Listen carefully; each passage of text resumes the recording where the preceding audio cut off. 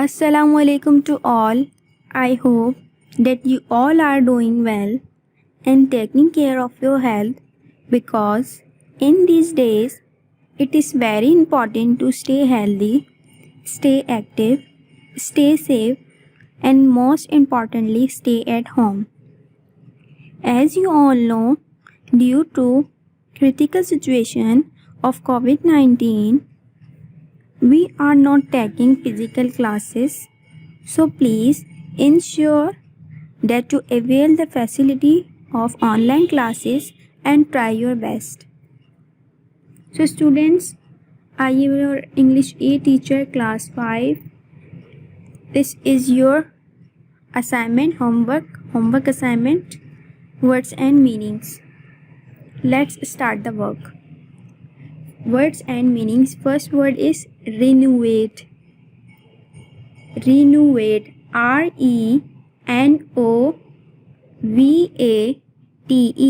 Renovate. Renovates mean repair or renew. In Urdu meaning is मरम्मत करना. Renovate, आप किसी भी चीज़ की मरम्मत करते हैं. फॉर एग्जांपल, इसकी एग्जांपल मैं आपको एक सेंटेंस दूंगी. I think we should renovate your home.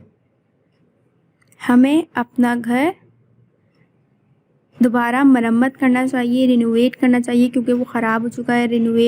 Renew करना चाहिए. या आप इस सेंटेंस को इस तरह भी बना सकते हैं. I think you should renovate your home या हाउस. ओके, रिनोवेट्स, रिपेयर और renew in Urdu meaning is मरम्मत करना. Second word is wonder. Wonder, WONDER, wonder. The second word is wonder. Wonder mean हैरान होना. किसी भी चीज़ को हम एकदम सरप्राइज हो जाते हैं, हैरान हो जाते हैं, तो वंडर मीन्स हैरान होना. In English meaning is amazement और astonishment.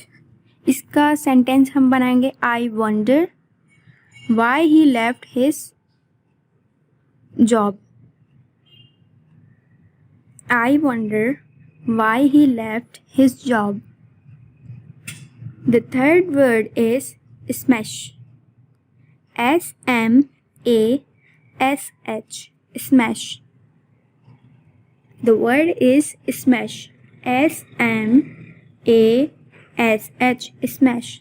The English meaning is break to piece or crush or demolish. Urdu meaning is टुकड़े टुकड़े कर देना या तोड़ देना. The sentence is smash the coconut with the hammer. Smash the coconut with the hammer. हथौड़े से हैं कोकोनट के जो है टुकड़े टुकड़े कर दिए. The fourth word is litter. LITTER. Litter. LITTER.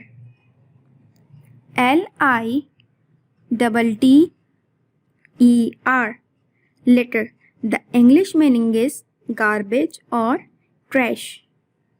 Garbage or trash. The Urdu meaning is कचरे या गंदगी को कहते हैं trash और garbage. Litters की इंग्लिश मीनिंग है garbage and trash, and Urdu meaning से कचरा या गंदगी. The sentence is the whole park has been spoiled by litter. The whole park has been spoiled by litter. पूरा पार्क कचरे या गंदगी की वजह से ख़राब हो चुका है.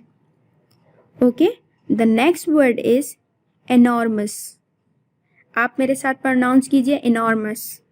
ENORMOUS. enormous. The English meaning is very large in size, and the Urdu meaning is enormous means enormous का जो यूज़ होता है वो ज़्यादा के लिए हम यूज़ करते हैं. enormous बहुत ज़्यादा क्वांटिटी के लिए enormous. The sentence is he earns an enormous amount of money. He earns an enormous amount of money. वो बहुत ज़्यादा पैसे कमाता है. बहुत ज़्यादा के लिए यूज़ होता है enormous का. नेक्स्ट है आपका hawker. HAWKER hawker. HAWKER hawker. The English meaning is seller. The English meaning is seller and the Urdu meaning is जो अक्सर आप लोग की गली गली में जो मुख्तलिफ चीज़ें सेल करने आ रहे होते हैं उन्हें कहते हैं सेलर. सेलर उस शख्स को कहते हैं जो गली गली में चीज़ें वगैरह जो बेचने आ रहे होते हैं. फॉर एग्जांपल सब्ज़ी वाला है, उसके अलावा काफ़ी सारी चीज़ों वाले जो गली गली आ रहे होते हैं उनके लिए हम यूज़ करते हैं सेलर और हॉकर. इसका सेंटेंस इस तरह बनेगा. The hawker sold all his goods at a very cheap price. The hawker sold all his goods at a very cheap price. जो हॉकर है उसने सेल किए हैं अपनी गुड्स, जो चीज़ें हैं उसने सेल किए हैं बहुत ज़्यादा कम पैसों में, चीप प्राइस में. नेक्स्ट है डिसअपॉइंट. नेक्स्ट है disappoint.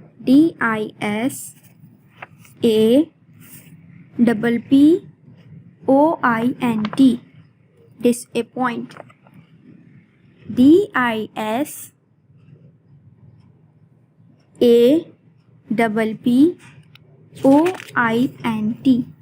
disappoint. The English meaning is to let down. किसी के मायूस करने को हम डिसअपॉइंट कहते हैं. उर्दू मीनिंग्स हैं इसकी. The sentence is the principal was disappoint by the student bad behaviour. Principal जो है बहुत ज़्यादा डिसअपॉइंट हुई स्टूडेंट्स के बैड बिहेवियर से. नेक्स्ट है approximate. APPROXIMATE. APPROXIMATE.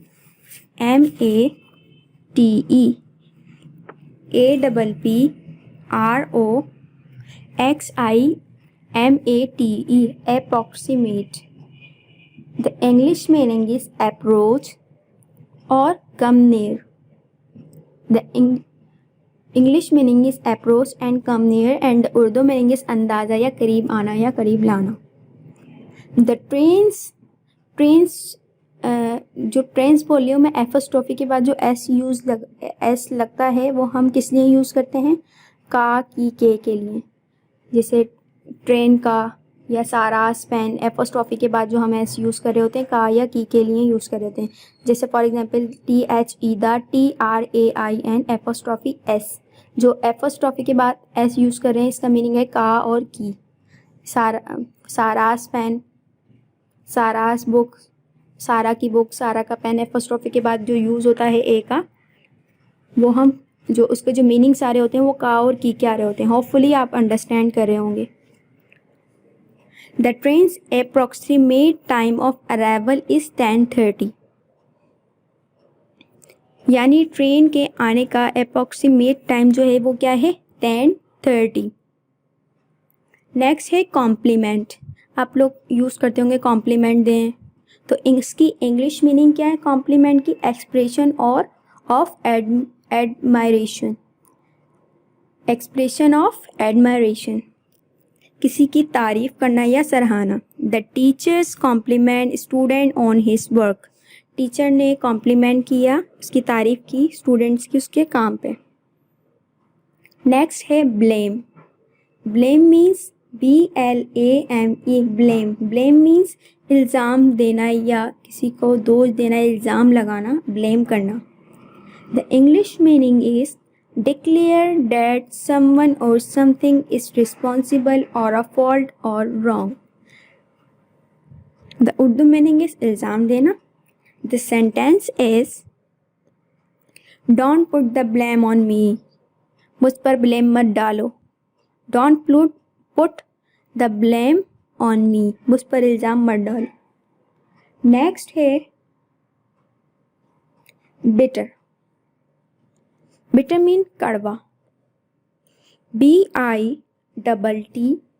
BITTER, bitter. The English meaning is having a strong, unpleasant taste. The English meaning is having a strong, unpleasant taste. The Urdu meaning is kadwa. And the sentence is the cough syrup was bitter in taste. Cough syrup का जो test है वो कड़वा है, कड़वा था। The cough syrup was bitter in taste. Next है burden, BURDEN, burden, BURDEN, burden. Burden, the English meaning is load and the Urdu meaning is load, weight down, and the Urdu meaning is बोझ बन जाना, बोझ बन जाना या बोझ, burden means बोझ डालना। And the sentence is you have become a burden on मी, तुम मुझ पे बोझ बन गए हो, या तुम मुझ पे बोझ नहीं बने, यू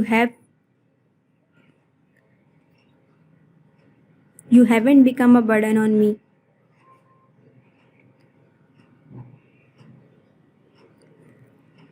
नेक्स्ट है ladder. Ladder means LADER, ladder. The English meaning is overloaded. English meaning is overloaded and the Urdu meaning is जब कोई चीज़ ज़्यादा भारी होती है, मतलब किसी चीज़ पे बहुत ज़्यादा लोड डाल देना, बहुत सारा उसे मैसअप कर देना, बहुत सारा सामान रख देना, ओवरलोडेड कर देना। लोड के हिसाब से इस चीज़ पे, उस ऑब्जेक्ट पे बहुत ज़्यादा आपने सामान रख देना, और ओवरलोडेड उसे कहते हैं। The sentence is the tables were ladder with food. जो टेबल्स थी बहुत ज़्यादा ओवरलोडेड थी, किससे? फूड से। नेक्स्ट है spry. Spry SPRY, spray.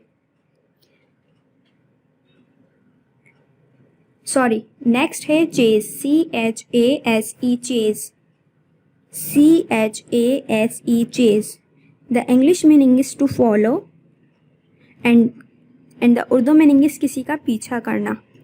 The sentence is the cat kept catching the mouse but couldn't catch it. जो कैट जो है वो पकड़ रही थी चूहे को, लेकिन वो उसके हाथ में नहीं आया। Next is spray, SPRY, spray. The English meaning is old but lively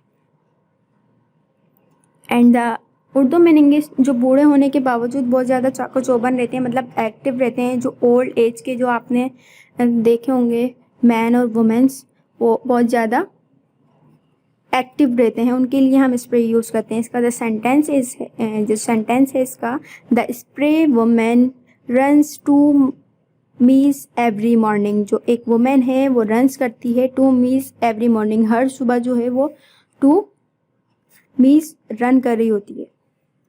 एक बूढ़ी खातून बोले हैं या। नेक्स्ट है हमारा capable.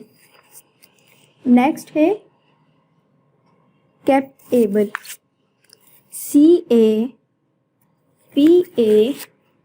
CAPABLE, capable,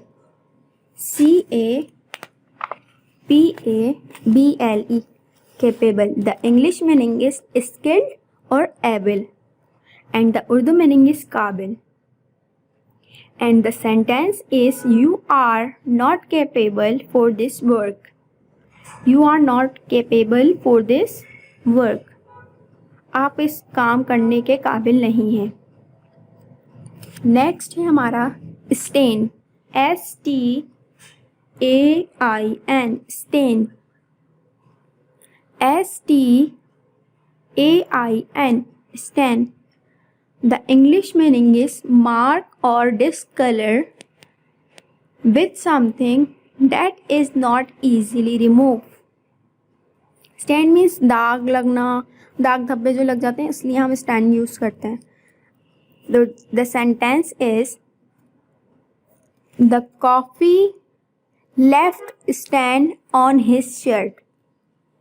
The coffee left stain on his shirt. Coffee ने उसकी कमीज पर दाग छोड़ दिया या दाग लगा दिया. The coffee left stain on his shirt. Next है stumble. Stumble, S-T-U-M-B-L-E. Stumble, S-T-U-M-B-L-E. Stumble. And the English meaning is trip, stagger while walking. Means Urdu meaning is ठोकर खाना. And the sentence is be careful, don't stumble over these stones. Be careful, don't stumble over these stones. Next है हमारा obligation. O-B-L-I-G-A-T-I-O-N.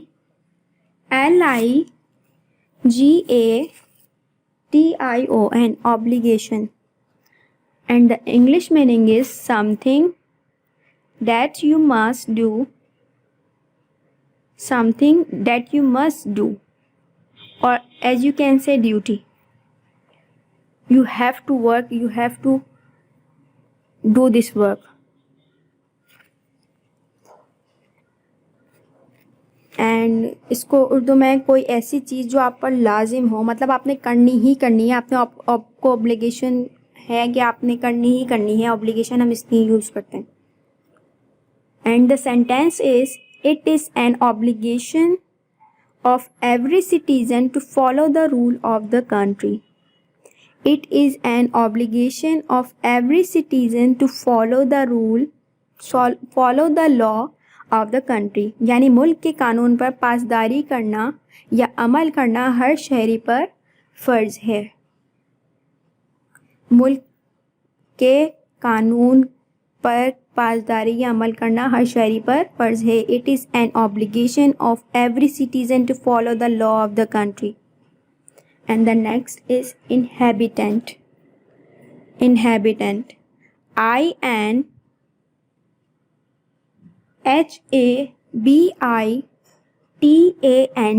Inhabitant.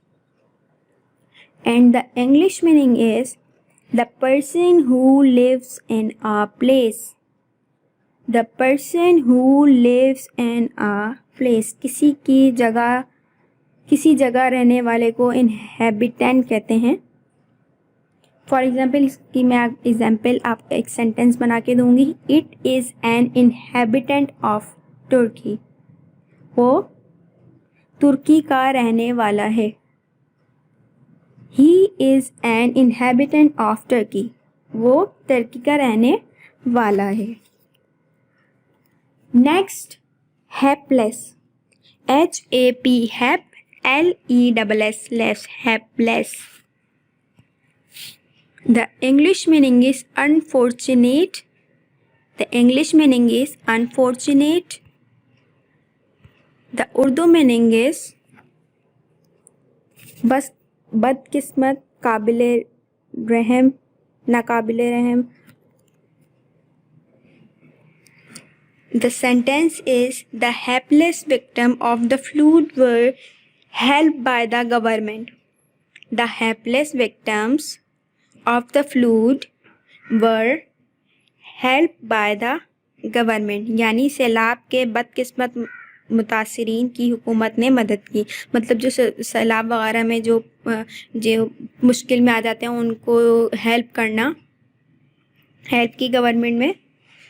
तो एक तरह से वो बदकिस्मती हुए, नाकाबिले रहम भी आप कह सकते हैं. Helpless The helpless victim of the flood were helped by the government.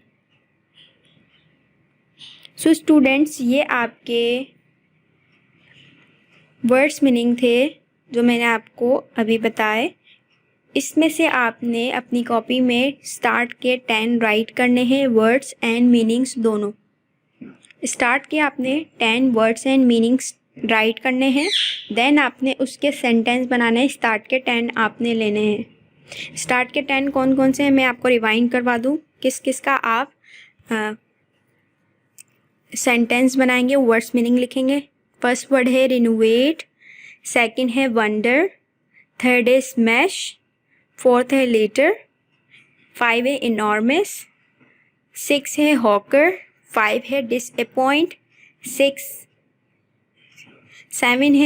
है डिसअपॉइंट, 7 है अप्रॉक्सीमेट,